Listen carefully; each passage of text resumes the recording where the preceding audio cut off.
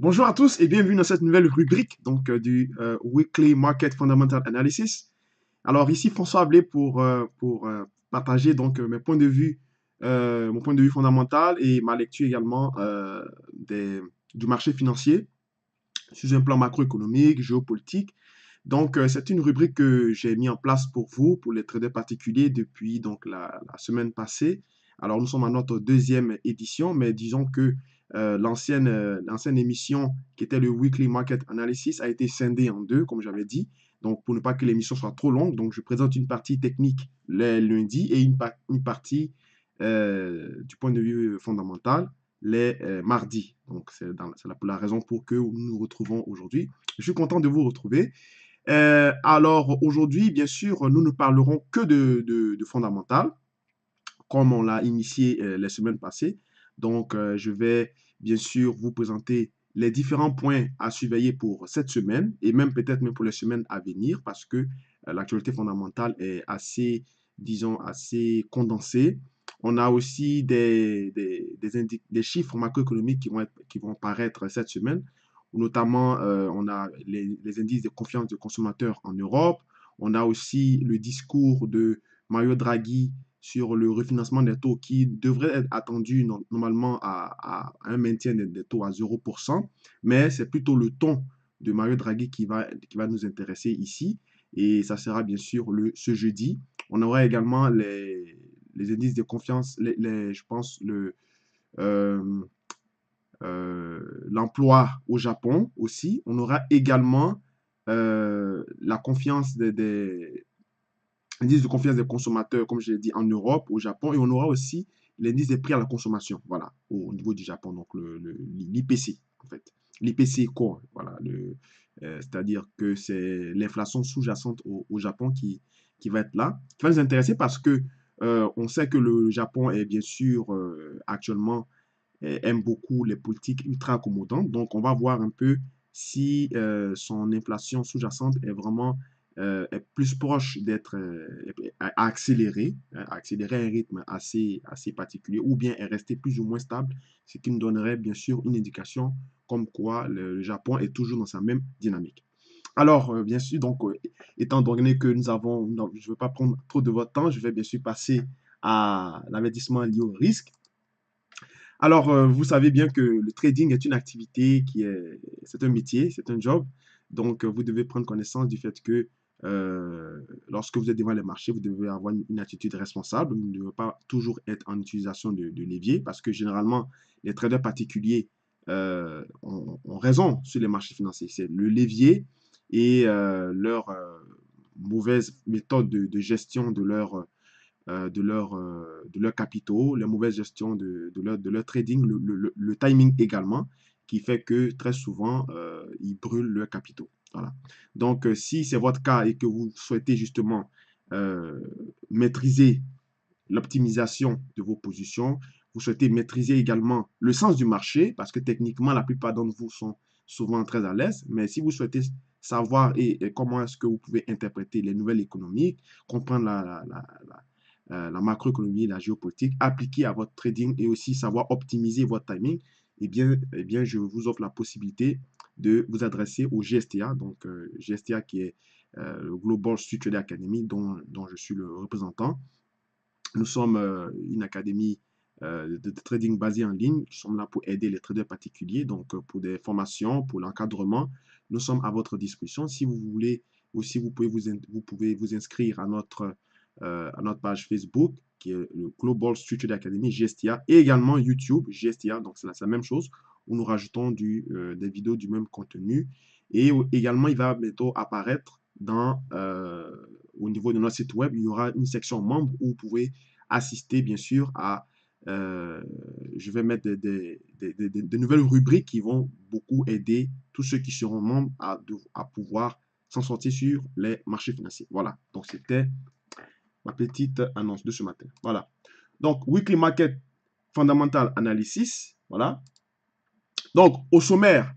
Alors, aujourd'hui, comme vous le savez, au-delà donc de l'aspect, au-delà de l'aspect, disons, des chiffres macroéconomiques qui vont être présentés, vous avez bien sûr cette rubrique que j'ai mis en place qui est le sentiment du marché. Et c'est très important.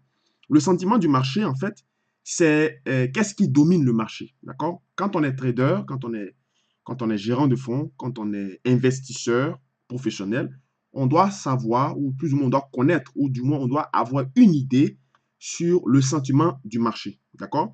Le sentiment du marché peut se détecter par deux façons, d'accord? Techniquement, et pardonnez-moi, il peut se détecter techniquement par, bien sûr, euh, en regardant, bien sûr, les graphiques, le graphique en données hebdomadaires, d'accord? Et ça, je le montre dans la formation, comment lire des chandeliers hebdomadaires pour détecter, bien sûr, euh, le biais ou le sentiment du marché sur des actifs quelconques, d'accord?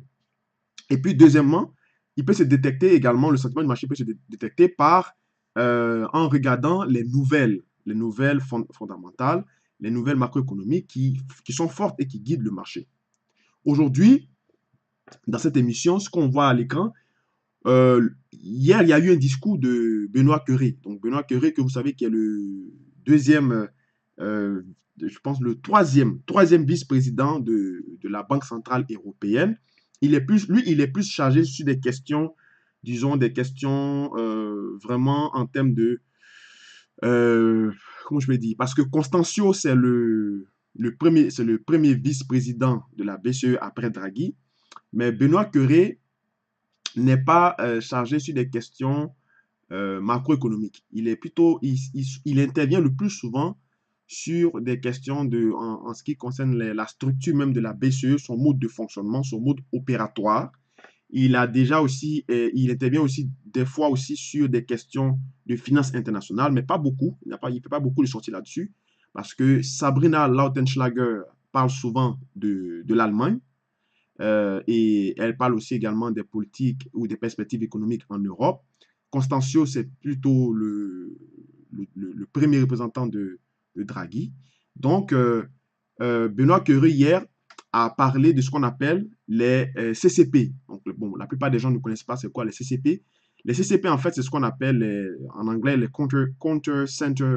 Center Counterparty euh, Clearing House, c'est-à-dire ce sont des structures financières qui se chargent de faire de la compensation sur les marchés des devises, d'accord?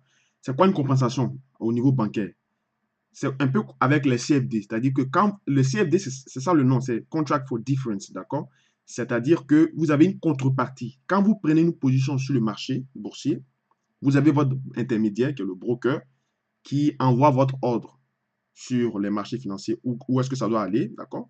Et puis, en contrepartie, puisque c'est lui qui vous donne la possibilité de trader, d'accord, cet actif, il faut que lui se couvre. Donc, il fait des opérations de couverture. Les opérations de couverture peuvent être de deux façons. Soit il trade le contraire de ce que vous avez tradé, d'accord, de ce que vous avez fait. Si vous avez, par exemple, acheté l'euro-dollar, lui peut aller acheter le dollar-euro, USD-euro. Donc, il fait l'inverse, d'accord? Ou alors, il utilise des produits qui sont directement interreliés avec votre produit. Donc, si vous avez acheté l'euro-dollar pour se couvrir, il peut aller, par exemple, prendre une position sur l'or. Ça peut être une position haussière comme une position baissière, dépendamment de ce que lui, il voit. OK? Et c'est là que souvent, on a le problème des dealing desks et des choses comme ça qui peuvent intervenir si vous avez affaire à des brokers qui ne sont pas souvent honnêtes. D'accord? Donc, ça fonctionne de la même façon aussi chez les banques. Lorsque les institutions financières, même la BCE, prend des positions dans le marché des devises, vous avez les CCP, qui sont les Counterparty Clearing House, qui sont là pour faire des compensations dans un seul but de coordonner tout ce qui est, euh, tout ce qui est, disons, de coordonner le risque global des marchés financiers et également de planifier l'émission des différents produits vers les différents destinataires en Europe. C'est ça sa principale mission. Donc, c'est une mission plutôt, on va dire, administrative plutôt que bancaire. Sauf que depuis un certain moment, les CCP en fait en Europe ne fonctionnent plus comme ça. Elles étaient en fait en train de concentrer le risque dans leurs différentes, à travers les différentes structures. Et ça créait en fait un risque systémique. Le risque systémique, ça veut dire que quand c'est lorsque un marché s'effondre, et également ça fait un effet contagion. Ça contamine tous les autres marchés qui risquent de s'effondrer. Alors, Benoît Cœuré est sorti pour justement le ramener à l'ordre parce que, en fait, les banques, c'est ce que les banques font. Les banques, en fait, concentrent un risque, un risque bancaire ou un risque financier dans une certaine catégorie de leurs produits. Et quand ils voient que ça commence à être un peu chaud, ils dissimulent ce risque en créant des produits. C'est pour ça qu'on a vu, on a assisté bien sûr à l'effondrement. On a eu la crise des subprimes parce qu'ils créaient des produits toxiques, des produits risqués en voulant dissimuler le risque. Et c'est ce que, bien sûr, le CCP était en train avait commencé à faire. Et Benoît Cœuré a dit, il faudrait bien sûr arrêter ces pratiques. Ça peut être payant, bien sûr, pour ces structures, mais vous n'avez pas été créé pour ça. Il faudrait bien sûr, comme on le voit à l'écran, il faudrait bien sûr, elles ne doivent pas agir comme des banques, mais plutôt comme des structures, des infrastructures financières, des structures parallèles à la BCE. Bon, voilà. Donc c'est ça qui a mis une pression sur l'euro parce que ça montrait à quel point que l'euro était fragilisé d'un point de vue structurel, d'un point de vue administratif. Il fallait bien sûr s'organiser à bien canaliser circuit et la fluidité de l'euro. Au niveau des États-Unis, on voit bien sûr la montée du 10 ans américain. Donc la montée du 10 ans américain, ça bien sûr, je l'avais expliqué dans d'autres vidéos où j'avais montré en fait le graphe des taux de rendement obligataire en Europe et le graphe des taux de rendement obligataire aux États-Unis. On voyait que ces taux de rendement obligataire évoluaient de façon il y avait des périodes où elles évoluaient de façon, comment je peux dire, de façon opposée. C'est-à-dire quand les rendements obligataires en Europe baissent, comme dans le cas présentement, les rendements obligataires en Europe baissent, celui des États-Unis progresse. Donc, on assiste à une sorte de croisement, d'accord? Ou alors, on peut voir aussi soit des divergences ou des convergences. Et dans ce cas-ci, lorsqu'on a des rendements obligataires qui augmentent, ça signifie en fait que on risque de rentrer dans un cycle de politique monétaire restrictif, d'accord? Parce que les obligations c'est-à-dire que le marché obligataire commence à être de plus en plus risqué à cause d'une possible hausse des taux d'intérêt. Donc, les gérants de fonds, à partir de la duration de leurs produits, la duration, j'en ai déjà parlé dans certaines vidéos, donc, à partir de la duration, ils font des ajustements sur la taille de leur position sur les produits obligataires. D'accord? Et en général, le rendement obligataire, lorsqu'il progresse, surtout celui du 10 ans, parce que c'est le rendement obligataire du TINO 10 ans, c'est le produit obligataire le plus liquide du marché. D'accord? Tous les gérants de fonds détiennent tous les gérants de fonds ou des gérants de fonds de pension détiennent une grosse part là-dedans. Donc, lorsqu'il progresse, ça devient très difficile de contenir justement tous les investisseurs vers disons, le marché action. Donc, on peut avoir une sortie de flux pour aller, bien sûr, mettre de l'argent dans des actifs qui sont un peu plus risqués.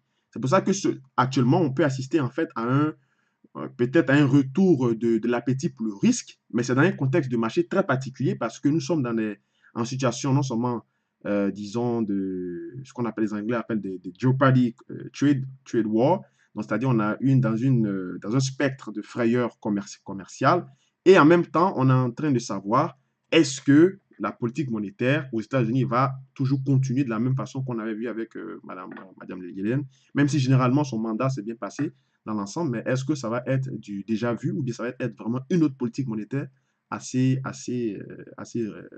rigoureuse, d'accord?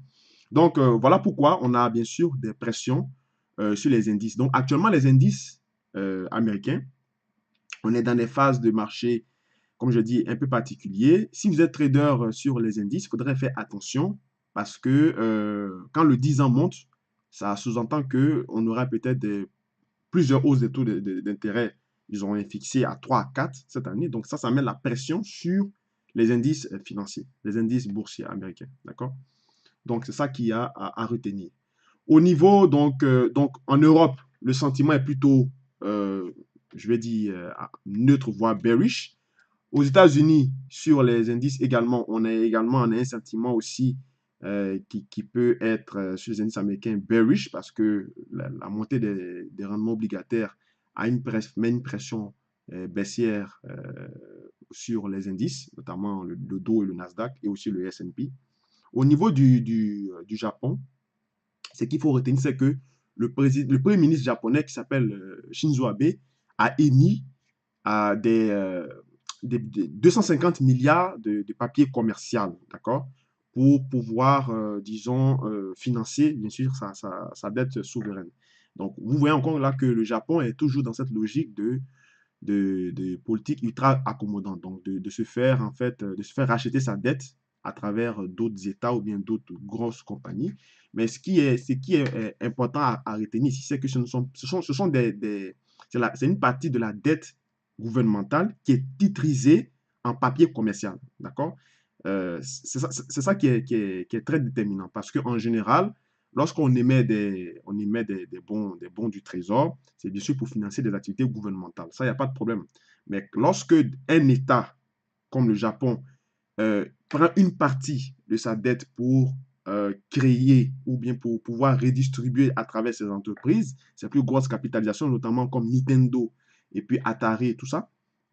Donc, ces compagnies-là, en fait, sont, disons, ce sont de grosses capitalisations, Toshiba et consorts. Donc, elle veut, en fait, soutenir artificiellement ces grosses capitalisations, de sorte à maintenir toujours, à tirer toujours les indices vers le haut. Voilà pourquoi elle utilise donc une partie de sa dette gouvernementale, elle le titrise et puis elle le redonne, elle le redistribue en papier commercial pour donner un peu plus de rendement, pour promettre plus de rendement à des investisseurs ou à des États. D'accord? Donc ça met bien sûr une pression baissière sur le yen. D'accord? Parce que quand les indices, le Nikkei progresse, le yen, lui, recule et vice-versa. Alors, voilà donc devant vous les différentes informations que vous avez à retenir. Donc, ce sont ces informations que je voulais mettre l'attention là-dessus. Pour finir donc cette partie de sentiments de marché, on a bien sûr la Chine qui continue d'augmenter sa quantité de détention de dette et ça se traduit par bien sûr l'émission des T-bills, donc les Treasury bills, qui sont en fait les différents, titres gouvernementaux, pardon, différents titres gouvernementaux qui sont utilisés par les Américains pour pouvoir financer les activités administratives. Donc, les activités administratives du point de vue de tout ce qui est fonction publique, et tout ce qui est infrastructure publique et tout ça. Les T-bills, ce sont les véritables produits qui sont donnés, bien sûr, comme bailleurs de fonds, qui sont donnés à des bailleurs de fonds chinois. Et voilà pourquoi, en fait, le président Trump n'a pas aimé justement que la Chine continue ou bien il soupçonne que la Chine est en train de dévaluer sa monnaie parce que le yuan est inversement corrélé au dollar. Donc, normalement, quand le yen baisse, le dollar doit progresser. Donc, si le dollar progresse, ça sous-entend qu'on doit augmenter des taux. Vous comprenez? Donc, déjà aussi, ça c'est le premier point. Le deuxième point, c'est que si, disons, la dette qui est détenue, la quantité de dette qui est détenue par les Chinois, d'accord, qui n'ont pas intérêt du tout à ce que les Américains s'effondrent, elle va bien sûr leur demander plus de rendement, d'accord, puisque moi je suis un emprunteur, vous êtes un prêteur, donc si je viens vers vous pour vous prendre de l'argent et que vous apprenez par exemple que je suis plus solvable, ça ne va pas vous plaire. Qui va payer donc l'argent que je vous dois? Donc la Chine n'a pas intérêt à ce que les États-Unis justement continuent à faire savoir qu'elles sont plus endettées. D'autant plus que si les taux d'intérêt augmentent, c'est très bon pour ceux qui ont prêté de l'argent et non pas pour ceux qui ont emprunté. D'accord? Donc voilà pourquoi il y a ce contentieux entre le président américain et le président chinois, je pense que c'est Xi Jinping. Voilà. Donc c'est dans ce contexte-là que nous sommes actuellement. Donc au niveau des marchés émergents, donc la Chine, je ne sais pas s'il y en a qui traitent bien sûr le yuan peut-être en futur ou bien qui traitent le Hang Seng 50 en futur. Mais généralement, c'est des indices en général qui annoncent, hein, Nikkei et Hang Seng, qui annoncent en fait, pardonnez-moi, le retour du risque lorsque elles sont en forte progression. D'accord? Puisque les sessions en termes de fuseau horaire sont plutôt à l'avantage du côté asiatique que plutôt du côté nord-américain. Voilà, donc voilà ce qu'il y avait à dire là-dessus. Alors, pour terminer donc cette partie, ce résumé fondamental, Voici les récapitulatifs sur les actifs majeurs. Alors, au niveau du Forex, le dollar est en nette hausse. Hein, je n'ai plus caché, tout le monde le sait, à cause du rendement obligataire, donc qui laisse planer la spéculation sur les taux d'intérêt. Le dollar canadien également, certes, il est en train de consolider, mais il est toujours parmi les paires les plus recherchées du point de vue de son- son- sa proximité avec le pétrole qui est soutenu à la hausse à cause, bien sûr, du consensus entre les producteurs OPEP et les non-producteurs, les non-membres OPEC, de maintenir de manière restrictive la quantité de la production mondiale malgré une forte demande, d'accord? Donc ça soutient bien sûr le pétrole à la hausse. On a pratiquement dépassé les plus hauts et ça semble en fait, ça semble montrer en fait, ça semble se traduire par le retour potentiel du risque dans un contexte de marché assez particulier, d'accord? Parce que déjà, déjà même la fuite, c'est-à-dire quand on regarde le pétrole sur un point technique, on voyait qu'on était dans des structures de marché assez, une structure de marché baissière. On avait un biseau de rétrécissement ascendant sur le pétrole en données hebdomadaires et en données journalières. Souvenez-vous, je vous avais déjà montré assez dans plusieurs émissions. Donc, normalement, en termes de réalisation de manière statistique, de façon empirique, on est supposé sortir par le bas techniquement, mais on est sorti par le haut de cette structure-là. Donc, je vous ai dit, si on sort par le haut, ça peut traduire en fait le retour du risque, d'accord? C'est bon d'un point de vue sur le côté immobilier, d'accord? Parce que quand le pétrole progresse, le marché immobilier aussi se dirige peut-être même vers des bulles, d'accord? Mais au niveau de la finance, au niveau du trading, c'est pas bon pour l'inflation n'est pas bonne pour les bons du trésor, d'accord? Et ça peut précipiter, ça peut amener un crack obligataire à long terme. J'en avais déjà aussi parlé, évoqué aussi dans des vidéos précédentes. Donc, actuellement, moi, je suis très prudent sur, bien sûr, ce nouveau scénario de marché qui est établi par le pétrole. Il faudrait rester prudent. Le pétrole peut continuer au seuil avant sa débâcle, hein, le seuil, je pense, son niveau de 2010. Non, pas son niveau de 2010, mais avant qu'il ne s'effondre, c'est-à-dire cette résistance de 80 dollars le baril. D'accord, je pense que c'est ce que tout le monde vise parce qu'actuellement, il a 75 dollars le baril. Donc, il peut aller jusqu'à ce niveau et puis après, maintenant, se chercher. D'accord? Maintenant, si on casse 80 dollars le baril, on peut retrouver le niveau des 150 dollars le baril qui était le niveau de 2010. D'accord? Donc, quand le pétrole progresse, ça annonce un certain retour pour le risque, donc pour l'inflation. Et est-ce que les différentes banques centrales vont s'ajuster par rapport à ça, même si elles sont dans un cycle de resserrement monétaire? Certaines sont encore réticentes, comme le Japon. L'euro, on va voir ce que Mario Draghi va nous sortir encore ce jeudi.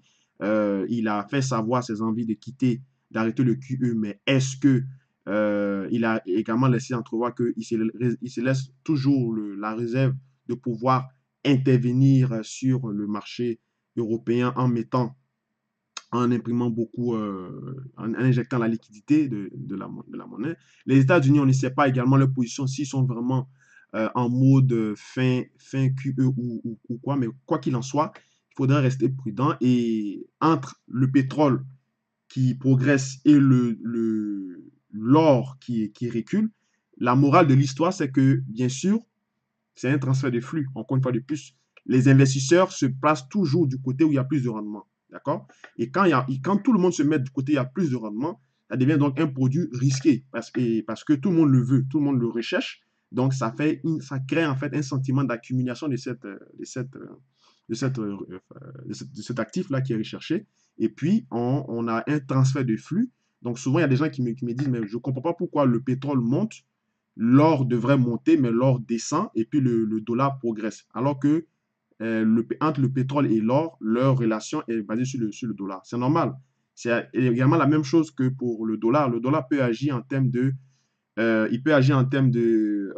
valeur refuge comme de valeur à risque. D'accord? C'est juste une question de transfert de flux et d'ajustement de la taille de portefeuille par les gérants de fonds qui constatent que ils vont plutôt investir, bien sûr, sur le pétrole et faire attention sur les bons du trésor, tout simplement. Alors, C'est sûr, donc, ce raisonnement que je vous laisse avec cette émission. Donc, si vous avez aimé donc, cette présentation, n'hésitez pas à la liker, n'hésitez pas à la partager, à bien sûr booster les audiences et puis aussi à songer à vous inscrire, bien sûr, à notre newsletter qui va bientôt être opérationnel parce que le site est actuellement en construction et aussi à vous abonner massivement sur la chaîne du GSTA avec la page Facebook et aussi la chaîne YouTube. Portez-vous bien, passez un bon début de semaine. C'était François Ablé. Il est présentement 8h20. Au revoir. Merci.